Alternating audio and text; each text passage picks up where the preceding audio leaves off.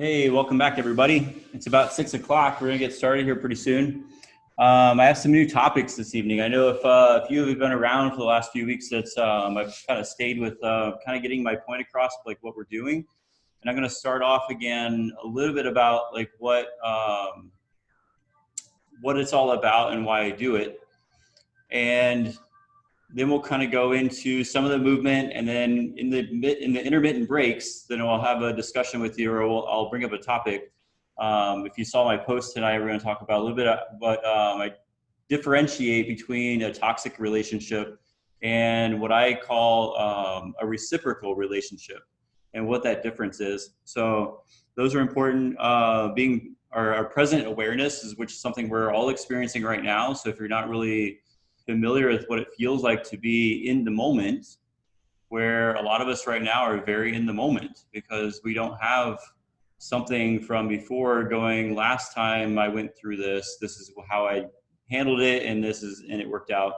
And we don't really have a definitive future.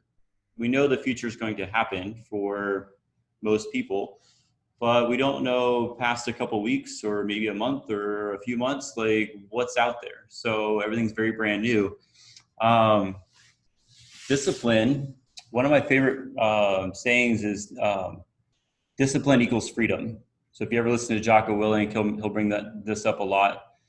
You know, the more disciplined we stay, discipline doesn't mean punishment. Discipline means creating routines and patterns that free up so much more of our other energy to do things that we want to do, because we're not worried about those little things all the time. So we just keep trimming away all these things that take up our own mind energy and be able to focus that on something else. You'll see people that wear the same clothes a lot, and that's one of those examples of that. So, and then our spoons theory, or the free energy principle, in regards to when you wake up in the morning, or even throughout your entire life, the events that have happened in your past that are playing into your present decisions and how they could affect how you can move forward in your life in regards to goals or objectives, and things like that can hold us back. So a little bit about myself. My name is Joe Clayman. I am the owner of Move, or the founder, and I created this crazy contraption behind me called the Cube, and these blocks. So it looks very simple. It's very matter of fact. It's just, it's kind of like a little kid's jungle gym, because in the end, we are just big, uglier kids. So it's really taking us back to the idea of play, being able to do what we want, how we want, when we want, taking all the rules away. The phrase I give people all the time is that there are no rules. There are no right or wrong ways to play, and you can do anything you want. So how that applies to our life is really that how we get from the starting point to our goal, whatever we set for ourselves, depending on how big the goal is. If it's just to clean your house, it could take you a few hours to get from this point to this point. But if you're going to build something to change the world, to get from this point to this point, it could take you 20 years. So in between that is all this resistance and all these things that can happen to us. So there's that's climbing the mountain, or the process, and then we have to trust that, or have faith in the process, that it's going to get us to where we want to go, to the next phase or to the next thing. We have to trust that that's going to happen. And that's the hardest part, because when we start down our entrepreneurial journey or walk out of our job or anything like that, we really don't know what's next, and we can't foresee that because it's so far away, that the longer you walk, the darker it gets. And it's very challenging for a lot of people to, what they say, see outside of your own reality. So that's how I explain the cube to people, because the cube is your immediate reality. The cube is you're sitting in your room right now, or if you're in your car, like that's your immediate reality. And a lot of us have a hard time seeing our future, seeing what we could be capable of as people outside of the reality we currently live in. And that's the challenging part. So what I help people with the cube is to be able to work, to be able to create more creativity, to get out of our own way and to move forward and find new ways of doing that. So So yeah, so that's really what the cube is all about. It's just your room. I just made a fun little way that we can play again as adults, because what we're doing is we're actually just creating the coolest blanket for it. So it's based in Eastern philosophy of master student. So two children can come in here and play a game together, or the child that needs therapy could work with a licensed professional. And instead of just sitting there and trying to engage the child or engage the adult and find out how what they've gone through affects their life and affects their movement, why don't we get people up and moving around, or playing on the floor, or playing in the cube, and giving them tasks to do? And then when they start to do something that's not quite normal, or something you've seen before with another client, or something you've studied, you're going, well, why did you do it that way? Do you mind me asking? And then they can explain, well, here's my thought process behind it, and this is why I did that. So there's so much more of a dynamic, multi-level, multi-dimensional use in therapy, instead of just sitting around trying to ask each other how we feel, but giving someone the freedom back to go, here's what I need from this, or here is, when this happens when I have this thought, this is what happens, or it inhibits me from moving forward, it inhibits me from functioning in my life. Well, if you're now functioning in life in a cube or with the blocks with the therapist, they can help you get past some of these hurdles, because now you're actually engaging in movement, in action, into the positive. You're creating, you're building into your future. So that's really what a lot of this is just helping people realize that there is no right way. There's people that have come before us, and there's many that will come after us, but you have to realize that there is no one path to the top of the mountain. There is no one path to point A to point B. It's whatever you can figure out in your reality and what you can foresee into your vision on what you can do to change where you're at in your reality, or change where you're at in your life. So we have to be able to zoom out. We have to be able to see farther out into what we want for ourselves, and then be able to plan how we're going to do to get there. So all I do is help people kind of get out of their own way and find new and creative ways to get to where you're going. So, all right. So let's do a little bit of movement. And I want to preface all of the movements tonight with, we have 3 levels, 1, 2, and 3. It's very simple. So level 1 is 1 touch point, 1 restriction. Level 2 is 1 touch point, 2 restrictions. And level 3 is 1 touch point, 3 restrictions. So when I say restrictions, when I say that body part as a restriction, that body part will remain off the floor the entire time you're in that movement or in that exercise. So if you mess up, it doesn't matter. Just do the best you can. And if you find level 1 challenging enough, stay at level 1. If you want to try level 2, try level 2. If it's too much, go back to level 1. And same with level 3 going forward. So the biggest thing is that you're in control. It's your power. You're doing your thing however you can. Nobody here, not myself or anybody else around you, is going to tell you the right or wrong way to do it, because there isn't one. It's literally an infinite amount of possibilities that you can use for yourself to get yourself from point A to point B to C to D. So that's where this comes into play in our normal life, is that we are living our lives more worried about what other people think of our opinion than what we're worried about our own opinions. And that gets in our way, because your soul, your insides, your person would never say something negative about your own self. That inner voice, that inner dialogue that's telling you bad things to yourself, those are other people's voices that you embody, that you took on, that you're listening to, that are allowing them to control your life. In the 4 agreements, we call it white magic and black magic, where we cursed somebody, right? I told you had an ugly voice, you should never sing again. And you don't ever sing again because you're listening to that voice over and over again saying, yeah, I'm not a singer, I'm terrible at singing. That's what someone told me once. So we have to be very careful about our words, because our words stick to people. They say sticks and stones. Well, that's really a very real thing, because even if you think you're ignoring somebody, they're still going to take on what you said, you're going to take on what they said. Your brain still heard it. So, all right. So back to this. So level 1, 2, and 3, it's all about safety because we want you to play, and play comes from feeling safe. So whether you're in your home or you're with home by yourself or with the kids, who's playing, it doesn't matter. So move at your own pace.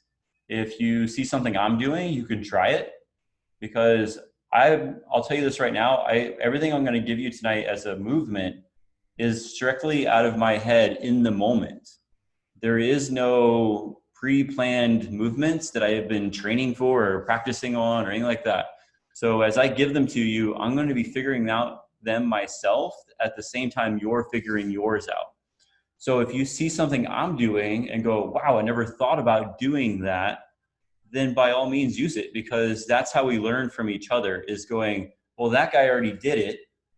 And I think one of the things he did would work for me to get to my next level or through my next quest or through my next task that I'm going to work on. But remember that if it worked for somebody or 10,000 people 150 years ago, it doesn't mean it's going to work now.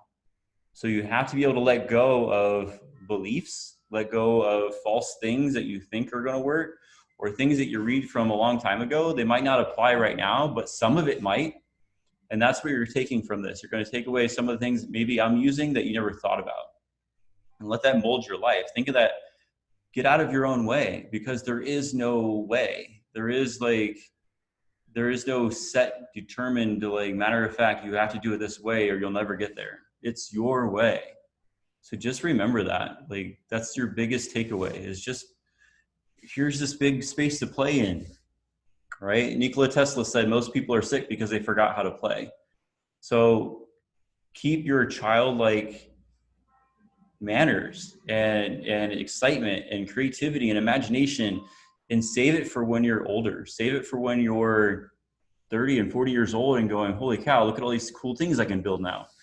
That's what it's all about. It's staying childlike. They said a lot of people didn't like Da Vinci because he acted so childish all the time. Well, look how smart that guy was.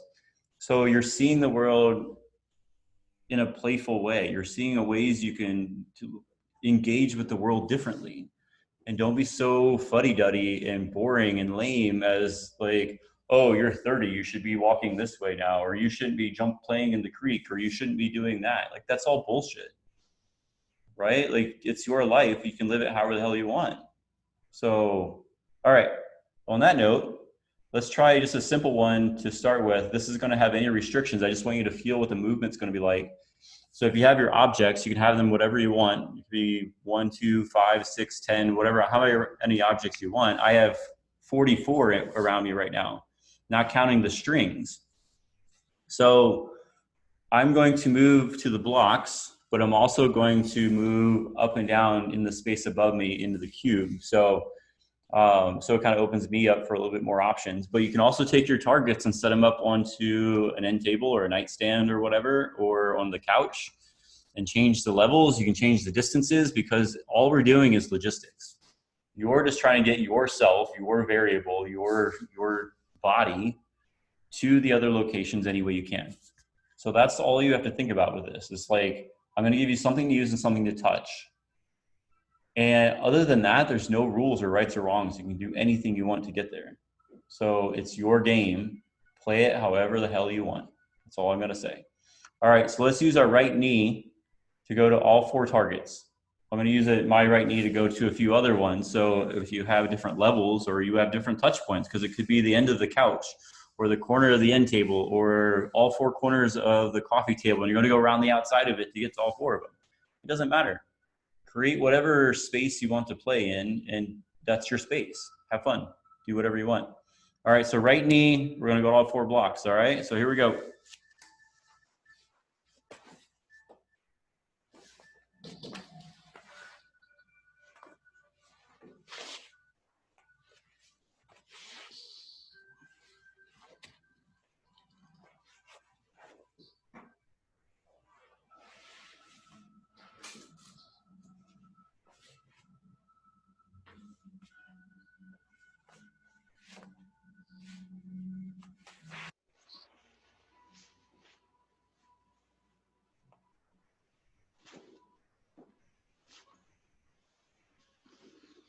All right.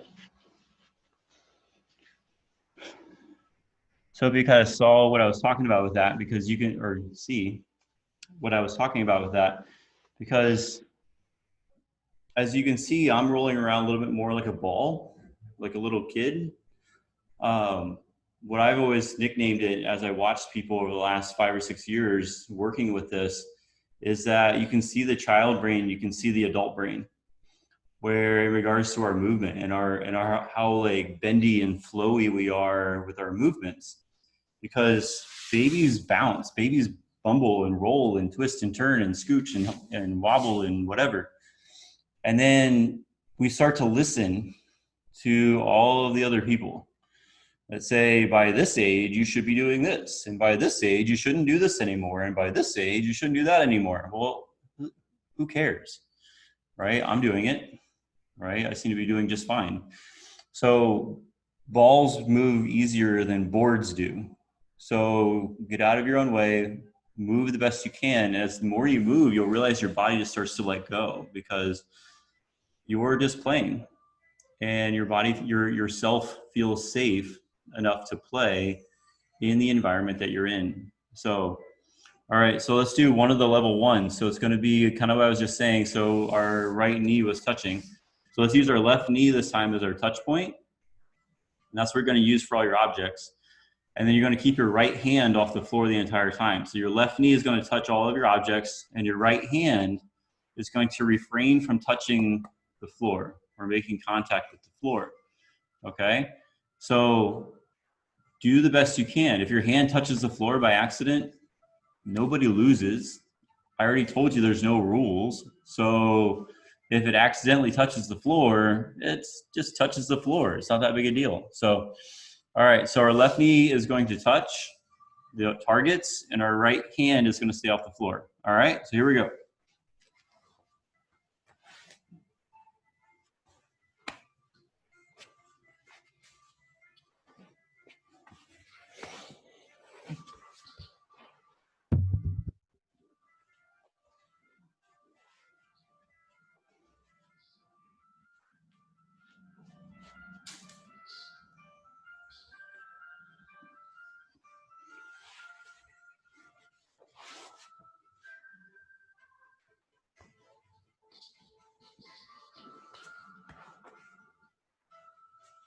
All right. Hope you all did that okay. Best you can, safely. Remember, there's no speed. There's no anything. It's literally like, it's the absurdity of simplicity that, in a situation where I am, the only thing I have control of is myself. Well, in this situation, I have control of myself, and all these other things are also controlled variables. They're not going anywhere, controllable variables. So now they're not going anywhere. So now just getting from point A to point B any way I can allows us to just kind of like be creative, figure out how you want to get there any way you can. So, because there isn't a right way. So apply that to the rest of your life. I can't stress that enough, is that apply that to the rest of your life, that, this is like, you have to realize that there's no definitive path, right? And just enjoy the creative process. And one of my favorite quotes is, it doesn't matter how long it takes you to achieve your goals and dreams, because time will pass anyways. So just keep working at it and refine it, and realize that the master sculptor wasn't a master sculptor the first day he picked up his tools. All right. All right, so let's do another level one. So we're going to use our left foot to touch with, and let's keep our right arm off the floor.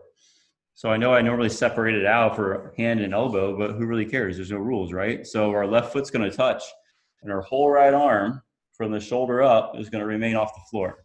Okay, so here we go.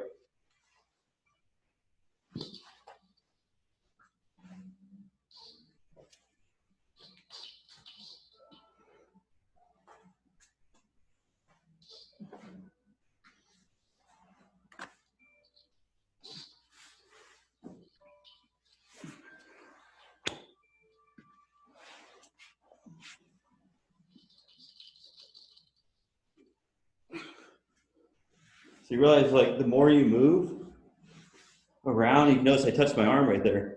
But you kind of roll around, you kind of tuck yourself in, and you can get around the floor so much easier.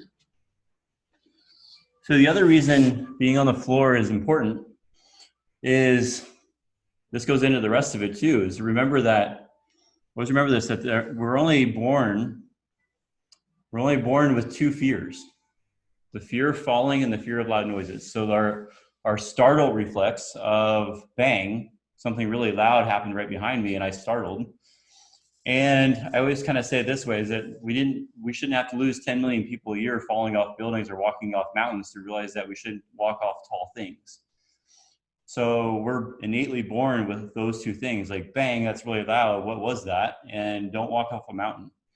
So being back on the floor puts us back at baby, puts us back at our beginning stage of I can move any way I want, and I'm not going to fall any farther than I already am.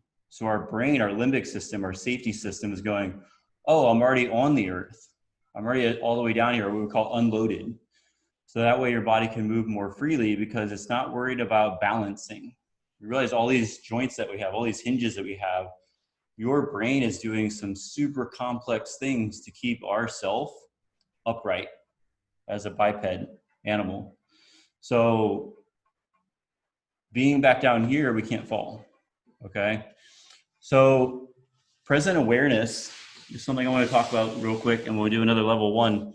So present awareness is really what's happening right now, right? It's the game you're playing because you're doing something you've never done before in a completely random way, a spontaneous way, any way you can. So our ability to think outside of this reality for this moment while you're doing the task is quite challenging, because if you have somebody watching you, like family or a husband or a spouse or whatever, and they're watching you, you might feel intimidated because you're the observed and there's the observer, as to playing by yourself. So I do this at health fairs where people will be like, man, I thought I'd be a lot better at this, because they see the cube and it looks simple and they find it really challenging. And I was like, but there's 12 people you don't know watching you do something you've never done before. So that's our observed and observer piece, right? So the present awareness is you being here in this one moment. But if we expand it back out to the world we're in right now, and I brought this up briefly in the beginning, is that we've never, I said this in the very beginning of the pandemic because people were talking about having childhood flashbacks.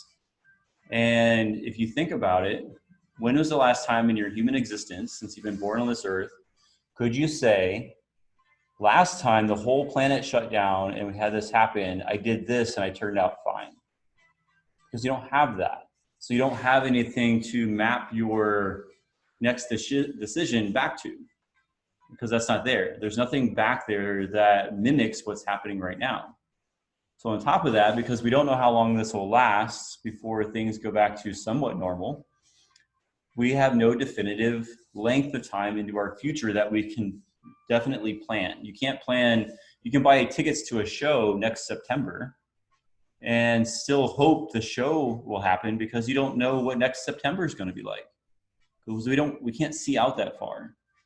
Right? So a lot of people are having a hard time with the anxiety piece of the pandemic because we don't know far enough out how to predict your future. And that can be very challenging. That's why this stuff is very powerful, because we can now escape the anxiety of what's going on out there in the unknown and bring it even smaller, go micro with it, and just change your reality to right now and just play in the moment. And then give your brain 15 or 20 minutes to relax and take that break before you go back out to the other world and try to figure it out again. So it gives you these moments of pause, these moments of like grace and like recovery. I call it holding the reset button down, like we do on the computer, but we're doing it to our own brain. So present awareness is challenging. So if you've never really experienced it, you're experiencing it right now. So give yourself grace, give yourself patience, be kind to yourself, be kind to others, because we don't know what's going on behind someone else's door. You only see them as they are and how they present themselves. You have no idea what's actually happening in that person's world right now. So be kind to each other and be empathetic. and we can all get through this whole thing together. All right, so let's do another level 1. So let's do our right hand touching, and let's keep our left leg from the knee down to the foot off the floor, okay? So I'm gonna try to keep your knee off. If you have to use your knee a little bit, that's fine. Because remember, you're just doing the best you can. So if it bumps the floor, then it bumps the floor. I don't care. All right, so your right hand is touching. Let's try to keep our entire lower left leg off the floor. So from the knee down, okay? So here we go.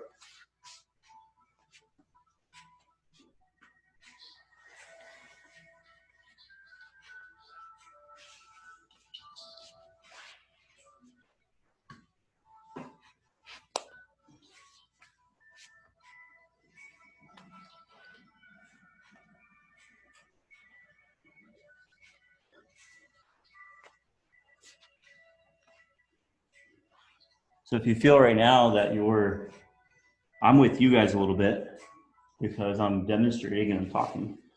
But for the most part, in order to figure out a new route or a new way to do there, you have to kind of give yourself more focus in the exact moment of what you're doing. Because you're building something. You're technically growing or building something in your body or a new pathway or a new movement. So you notice you might get a little sweatier from barely doing anything. You're not really trying, you're not really working that hard. We're not challenging ourselves to the point where like we're doing arduous exercise. So, but it doesn't mean it's not challenging. So, and that's your cognition to your movement or your agility and how quick you can think about what I'm asking you to do. How are you going to get there and then do it in the whatever time it takes you to do it. So that's why you feel a little sweaty, because you're uncomfortable a little bit. And if you have other people watching you at home, that might make you even a little bit more uncomfortable, is that someone's watching you do something silly. And you know what? I actually had somebody say this to me once, or a couple different people, when I asked them if they've been working with the blocks or doing stuff at home, and they're like, well, I'm afraid of what people will think of me while I'm doing it. But the weird thing about it was that they live by themselves. So think of that narrative in your head that would tell you that even though your door is locked, you live by yourself and there's no possible way anybody could come in, that the thing you're going to tell me is that you're afraid of what you're going to look like to other people. So these are the things I help people with a lot, is that we're so in our way that we create our own rules around, I'm not allowed to do this with my body in a randomized instinctual way because I'm afraid what somebody's going to say or see, even though there's absolutely no possible way someone could see you. So just something to really think about with that. All right, so let's do a level 2. So we're going to use our right elbow to touch with, and we'll start off, I'd say simple, but it's not easy. So our right elbow is touching, our both feet will be off the floor. Okay, so those are our 2 restrictions. So our right elbow will touch all the targets, and your feet are going to stay off the floor the best you can the entire time. Okay. All right, so right elbow touches, feet off the floor. Let's go.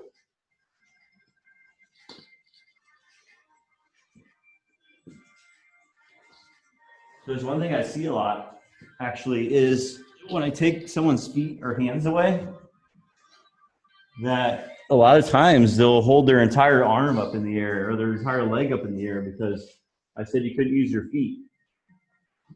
But that doesn't mean you can't use your forearm or your whole leg, right? That's why I was very specific before about saying, like, you know, don't let this touch the floor or don't let your whole arm touch the floor. Because a lot of people will, I say don't use your hand, they'll do this and don't realize you can still touch with different parts of your body. So yeah,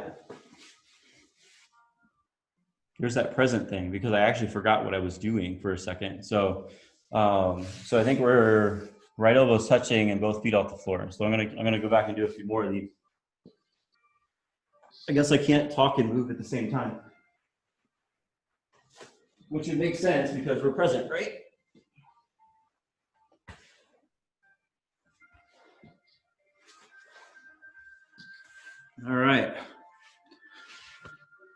So one of the ones I want to talk about, because we keep throwing these phrases around or these terms around so much in our world, and I'm going to feed one kind of into the other one, is talking about relationships in the sense of, we keep seeing the word toxic being added to everything.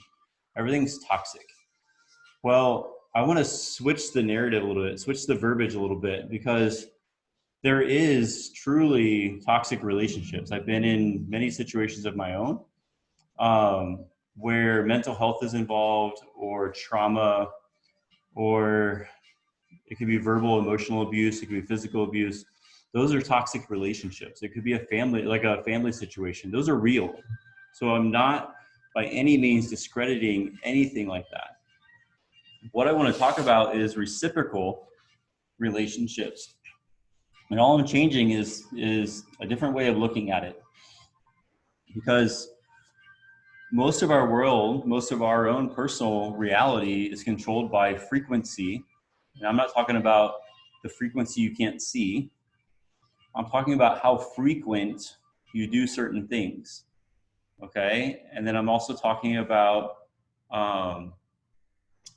duration or time. Okay. So in regards to a reciprocal relationship, the person that you're in either an intimate romantic relationship or even just a friendship that you might not be getting along, well, sometimes we just don't get along and we're not meant to be compatible, and that happens.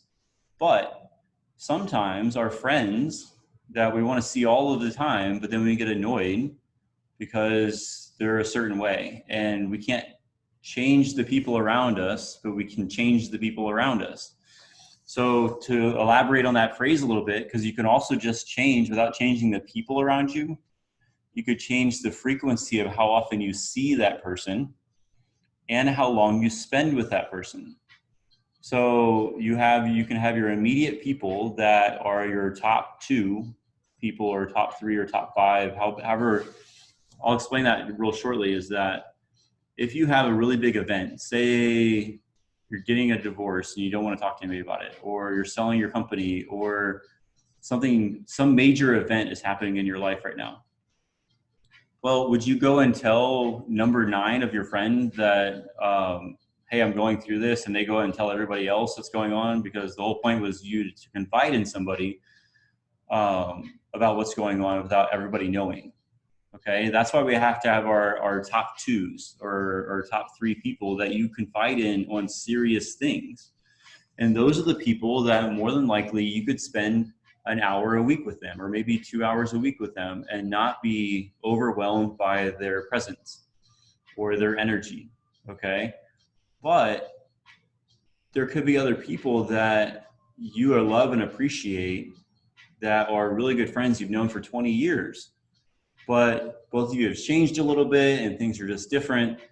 Well, maybe you just need to change how often you see each other. Maybe instead of seeing each other for an hour a week, it has to be an hour every 3 weeks, or an hour once a month.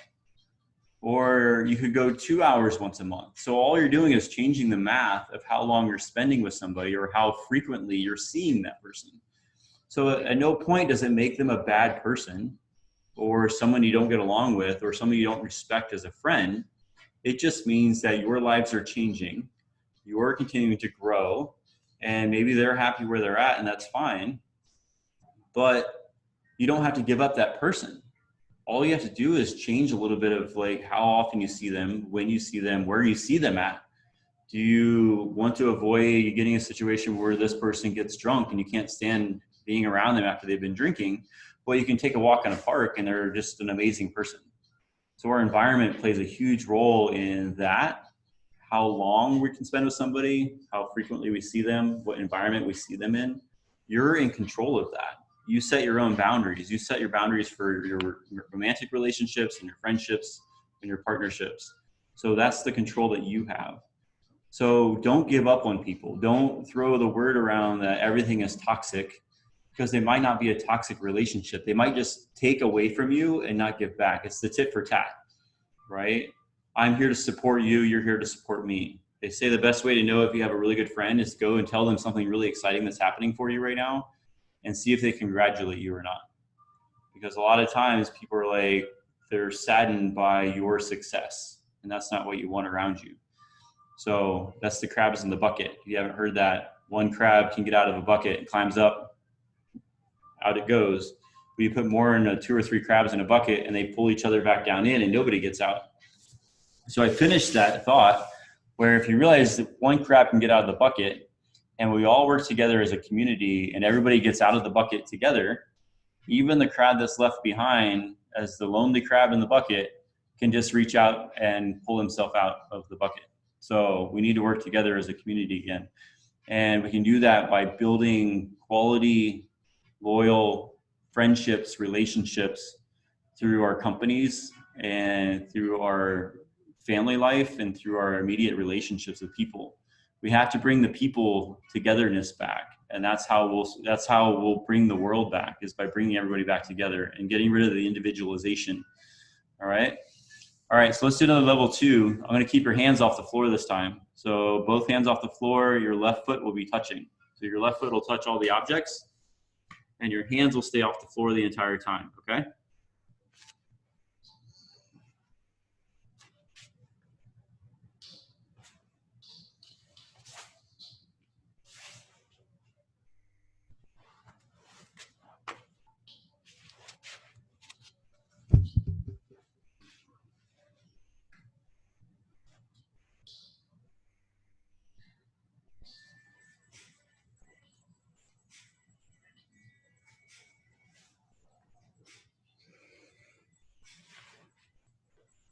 All right.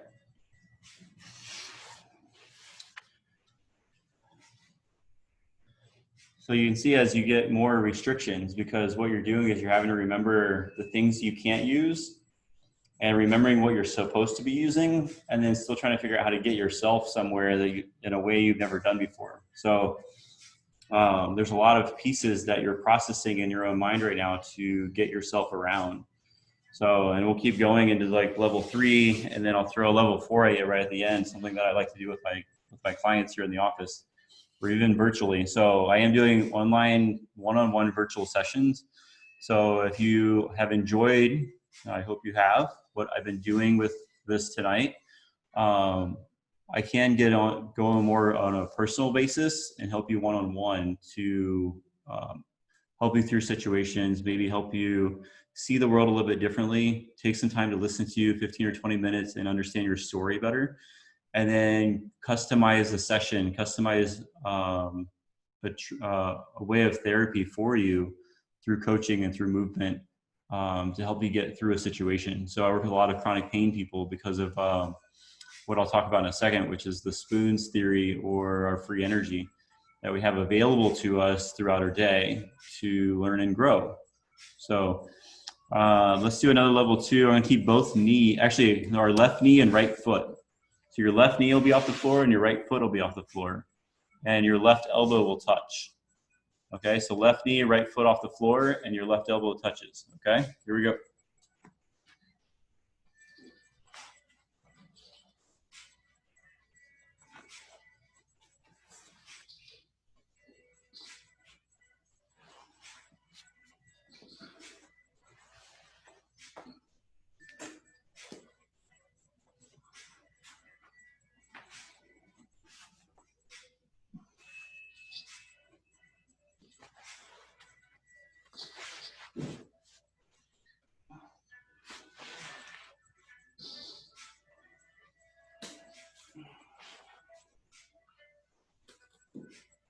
There we go. So I make that one a little more complicated for you. All right, so excuse me. One of my favorite things to talk about and actually do for myself is discipline. And I said in the beginning, discipline isn't punishment. We say like discipline your kids and discipline, whatever. And we get this idea that we hear the word discipline, it means we got in trouble or we did something wrong. And that's not what discipline really is at all. I mean, yeah, we're punishing somebody and we can call it discipline. But if we only think of discipline as of patterns or things we do to create routine, that's what you're teaching your kids by doing routines. is teaching them disciplines that say you brush your teeth in the morning and at night and you wash behind your ears. Well, that's the most simple thing of like, clean yourself, care for yourself, you know, take care of the cleanliness of yourself at these times of the day. Well, then you can go, okay, so we're going to brush our teeth in the morning and at night and wash behind our ears before we go to bed. And then we're going to go to bed at 10 p.m. every night and wake up at 7 a.m. So we do that every single day. Well, as you start doing that every single day, you don't realize you're doing it anymore. Your body loves it because it's like, wow, here's this thing I do. I feel great. I wake up, I brush my teeth, you know, I wake up at 7 a.m. every morning. I have my coffee and I read a book. And that's how I start my day, or listen to something on YouTube or whatever, right? So those are our set things. Those are our timings. Those are like, this is what I do at this time every single day, no matter what. That's how we become better at the gym or better at getting in shape, is because it's all about the consistency of how often you do it. You can't go to the gym once a week for an hour a day or for an hour and get healthy. It's going to help you. But if you went 3 times a week, Monday, Wednesday, Friday, or whatever, at 7 a.m., you would create this thing where you wake up and it's almost habitual that you just walk to your car and go to the gym. So the disciplines allow us to have more freedom. And Jocko Willink, if you ever listen to his podcast or his videos, he says discipline equals freedom. And really it does, because you're taking away all of these pieces, all of these things that you have to do anyways. No matter what, they have to get done because they're part of life. They're part of survival. But if you create a discipline around them, you don't have to worry about them anymore because you know they're going to happen anyways. Okay? So that's the freedom part, because now you know that you can care for yourself and you know that you can get your work done that you have to get done. This is great for entrepreneurship, because you have to be able to care for yourself and work for yourself and get out of bed and keep moving no matter how hard things get. Okay, that's the discipline. So start small. And I gave some of this exercise once where you put a rubber band around your wrist, and at 7 a.m. every morning, you have to remember to snap your rubber band. Every day, 7 a.m., you gotta wake up, snap your rubber band, right? I don't care if you use a calendar or an alert on your phone or whatever, but that is as simple as discipline really is. It's just like, here's this rubber band on my wrist. I remember at 7 a.m. every morning, I have to snap the rubber band. So creating these patterns or these set action points throughout your day allows you to have more available energy to work from and to keep learning and growing and building and learning something new, something different, and creating. All right. So let's do a level 3. So this is 1 touch point, 3 restrictions. Okay. So we're going to use our left knee as our touch point, and let's do no hands, no right foot.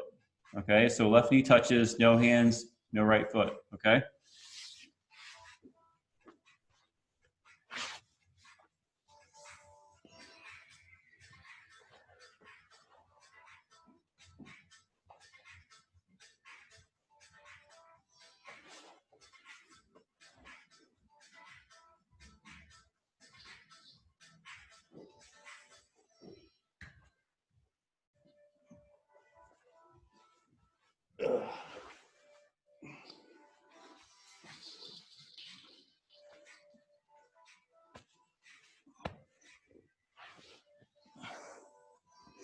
See, that extra restriction gets challenging.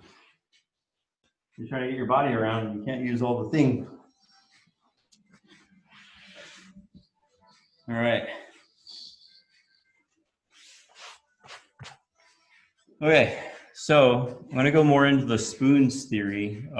They talk about a lot with chronic pain, and it's really, I think, very powerful for us to think about in all of our lives in regards to what being present does, what our relationships, and making sure we have healthy, solid relationships that we can depend on the people that are in our lives.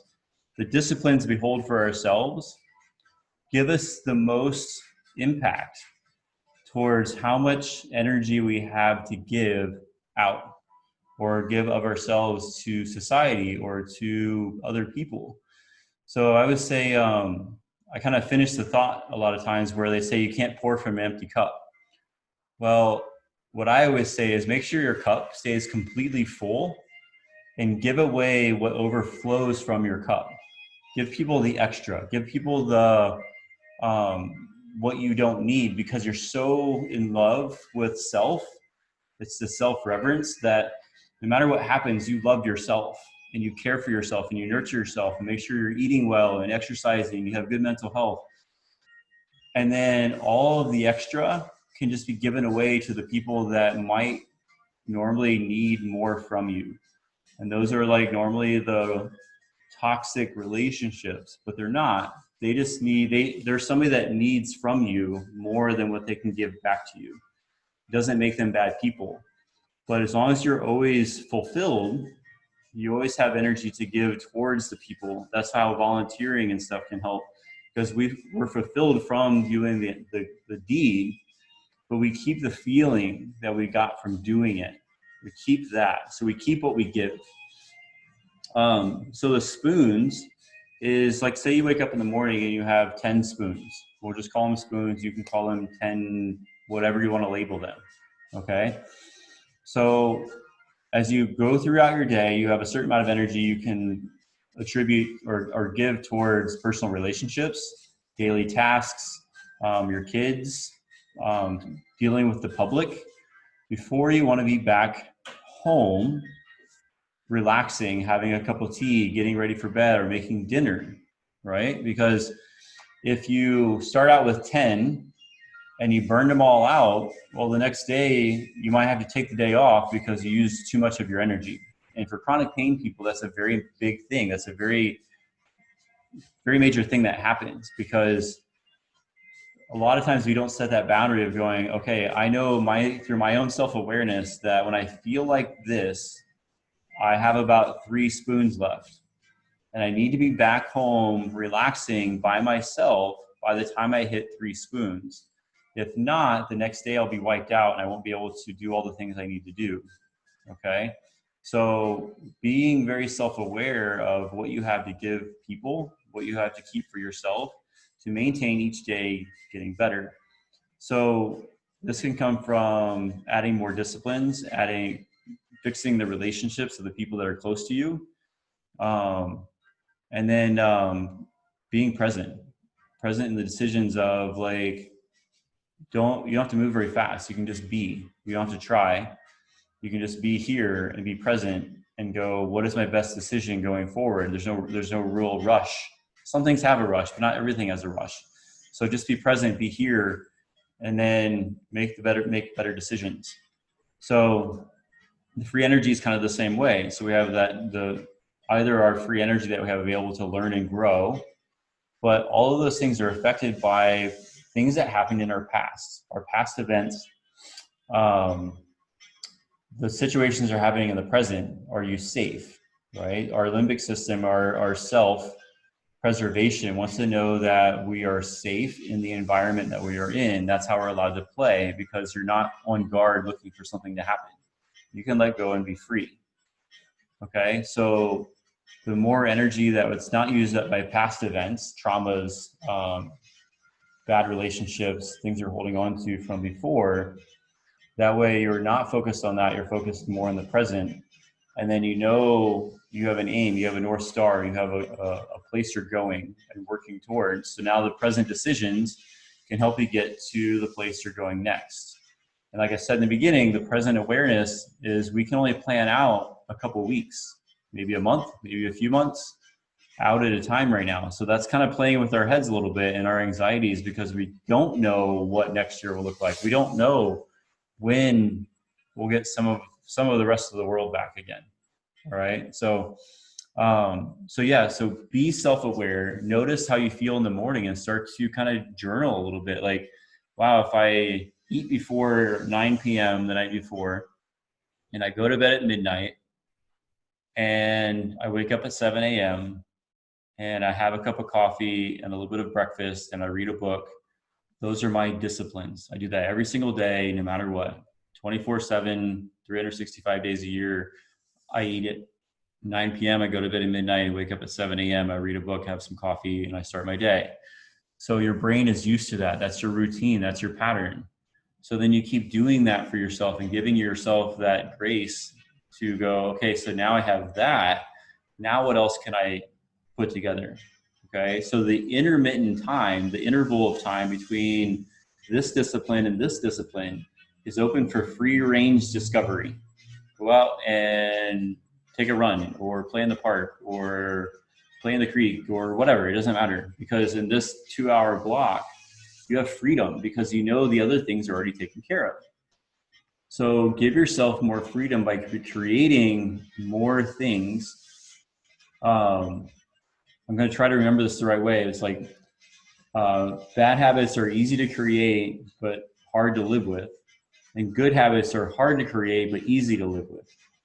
So spend the time, do the hard thing, create the good habits that are challenging, but then you open up all this extra time to go out and actually be a human and just be yourself and grow and learn and create and do all these amazing things, because you're not worried about whether or not you're going to get that done or not, because it's already done, because you know you're going to do it anyways.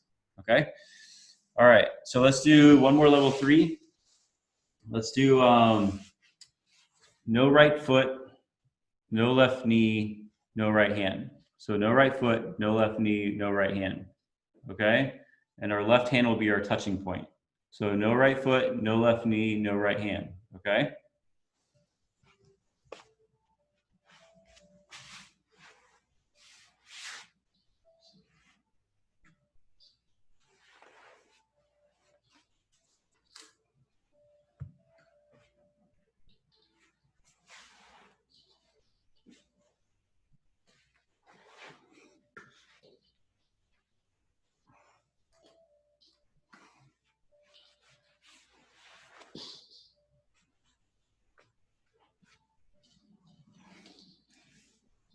All right. That was a good one.